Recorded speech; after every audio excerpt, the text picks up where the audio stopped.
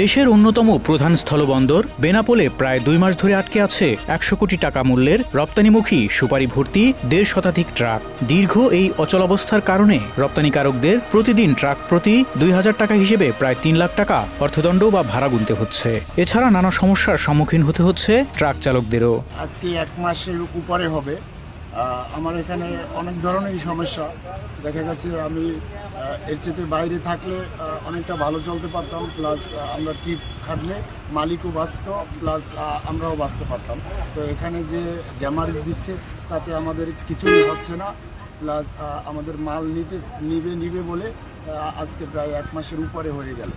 আমি এই জায়গায় আটকানো মোংলাপোর্ট থেকে লোড করে নিয়ে আসছি সুপারিগুলো, এগুলো ইন্ডিয়ার উদ্দেশ্যে যাবে। তবে এটা ড্যামারেজ খাওয়া মাল, সেটা আমরা জেনে বুঝে লোড করেছি।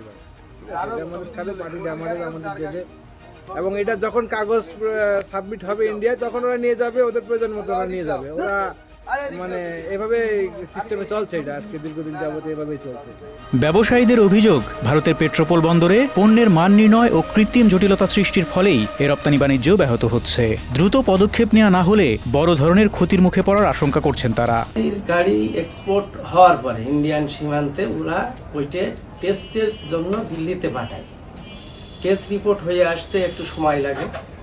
টেস্ট রিপোর্ট হয়ে আসার পরে ওই মাল ইন্ডিয়া থেকে যখন আবার উঠে যায় দিলে ওরা আবার নতুন করে আমাদের মানে সুপারি গাড়ি আবার নেয়, বুঝছেন? এইভাবে এই কাজটা চলে, এটা আগেও এইভাবে চলেছে আর কি। বিশ্বের সুপারি উৎপাদনে বাংলাদেশ দ্বিতীয় অবস্থানে রয়েছে এবং গুণগত মানের কারণে ভারতে এর ব্যাপক চাহিদা রয়েছে। পরিসংখ্যান অনুযায়ী বছরে প্রায় 700 কোটি টাকার সুপারি ভারতে রপ্তানি হয়।